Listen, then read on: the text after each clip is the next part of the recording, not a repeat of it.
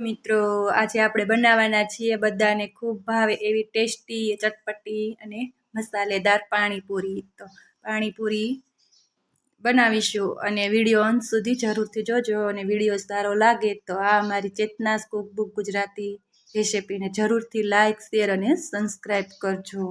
તો બનાવવાનું શરૂ કરીએ. તેના માટે આપણે 1 વાટકી જેટલા ચણા લઈ લીધા છે અને ચણા આપણે પલાળી દીધા છે સવારે. તો આપણે હવે તેને સાંજે બનાવવાના ચણા બાફવાના છે.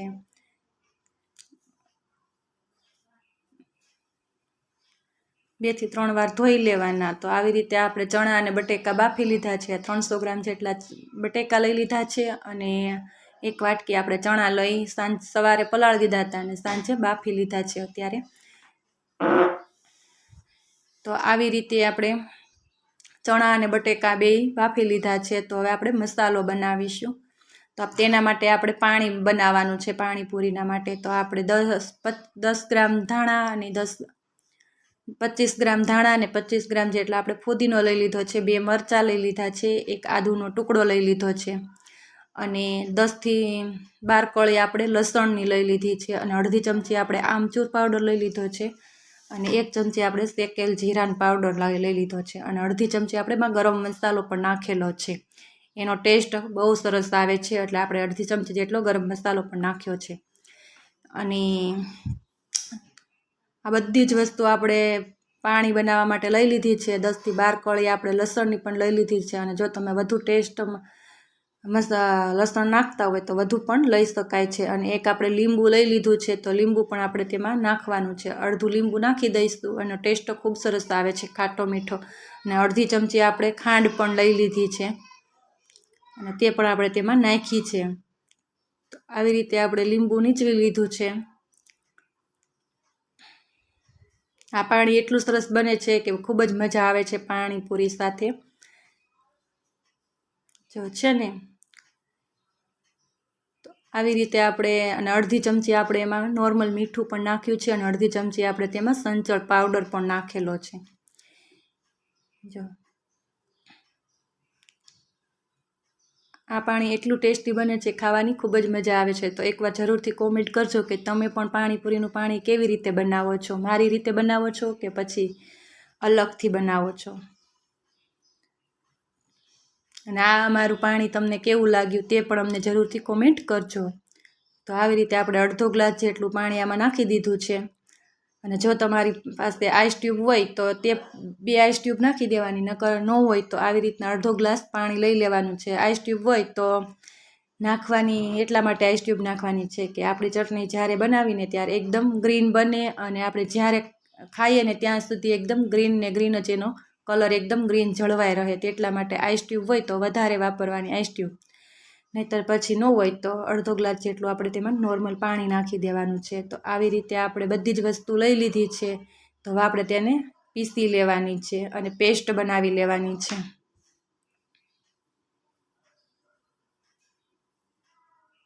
અને આ તમને અમારું પાણી કેવું લાગ્યું એકવાર જરૂરથી કોમેન્ટ કરજો.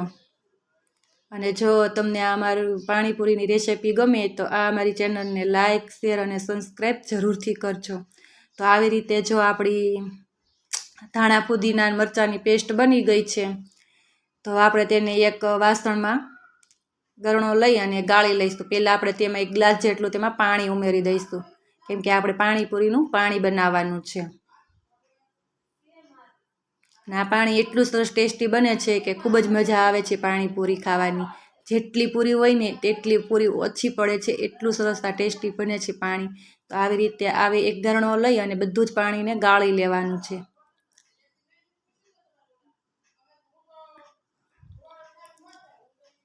તો જો આવી રીતે આપણે પેસ્ટને પાણી ગાળી લઈશું એટલે એકદમ ઉપરથી પેસ્ટ વધશે. એકદમ દબાવીને બધું જ પાણી નિતારી લેવાનું છે. એનો ટેસ્ટ પણ એવો સરસ આવે છે કે ખૂબ જ મજા આવે છે પાણીપુરી ખાવાની. અને આ પેસ્ટ વધે એને આપણે ફેંકી નથી દેવાની, એનો પણ આગળ આપણે યુઝ કરવાના છીએ. તો વિડીયો અંત સુધી જરૂરથી જોજો. તો તમને પણ આવી રીતે સરસ પાણીપુરી બનશે તમારી ટેસ્ટી, ખાટી મીઠી.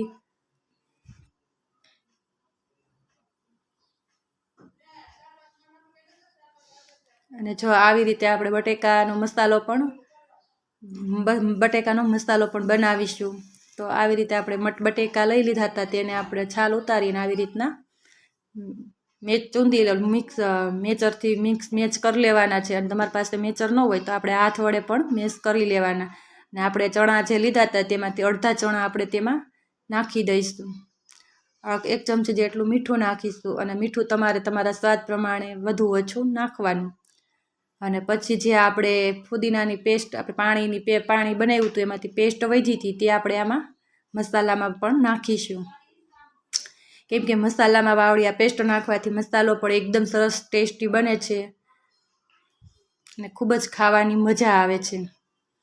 તમે જરૂરથી કોમેન્ટ કરજો કે તમને આ મારો મસાલો પણ કેવો લાગ્યો. તો આવી રીતે 2 ચમચી જેટલું પાણી પણ આપણે જે પાણી બનાવ્યું હતું તે પાણી પણ નાખી દેવાનું. એટલે આપણું પછી બધું એકદમ મિક્સ કરી લેવાનું. અને તેમાં અડધી પિંચ જેટલી આપણે પણ હળદર પણ ઉમેરીશું, એટલે એનો કલર પણ એકદમ સરસ આવશે. અને જો આપણે ઘરે આવી રીતના પાણીપુરી બનાવીને ખાઈએ ને તો ખાવાની ખૂબ જ મજા આવે છે. આપણે બહાર ખાવા જઈએ તો આવી આપણને પાણીપુરી મળતી પણ નથી.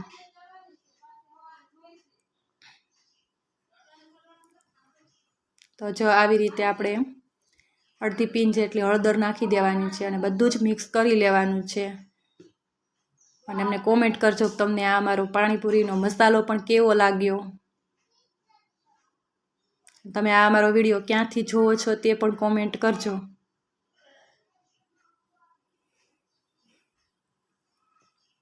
તો જો આવી રીતે બધું જ આપણે મિક્સ કરી લીધું છે. તો આપણો મસાલો પણ તૈયાર થઈ ગયો છે, આપણું પાણી પણ તૈયાર થઈ ગયું છે. અને આપણે તેમાં બીજા પણ થોડા મસાલા ઉમેર્યા છે. એટલે સાથે ખાવાની, પાણીપુરી સાથે ખાવાની ખૂબ જ મજા આવે છે, પાણીપુરીમાં ઉમેરીને ખાવાની. તો તેના માટે આપણે ચણા લીધા છે, બટેકાનો મસાલો છે, ટમેટું છે, કાંદો છે, થોડીક સેવ છે ઝીણી, અને પૂરી છે. અને આપણે ગોળ આંબલીનું પાણી કર્યું છે તે પણ પાણી સાથે પાણીપુરી ખાવાની, તેની સાથે પણ પાણીપુરી ખાવાની ખૂબ જ મજા આવે છે. અને આપણે ફુદીના ધાણા મરચાંનું પાણી લીધેલું છે. તો તમને રેસીપી, અમારી પાણીપુરીની રેસીપી કેવી લાગી તે જરૂરથી કોમેન્ટ કરજો, લાઇક કરજો અને શેર સબસ્ક્રાઈબ કરજો. અમારી પાણીપુરી તમને કેવી લાગી? મસાલેદાર, ટેસ્ટી, ખાટી મીઠી અને ચટપટી. જો તમને આ મારી પાણીપુરીનો વિડીયો ગમ્યો હોય તો આ અમારી ચેતનાસ કુકબુક ગુજરાતી ચેનલને જરૂરથી એક લાઇક કરજો, શેર કરજો, સબસ્ક્રાઈબ કરજો અને કોમેન્ટ જરૂરથી કરજો. જય સીતારામ બધાને, જય શ્રી કૃષ્ણ.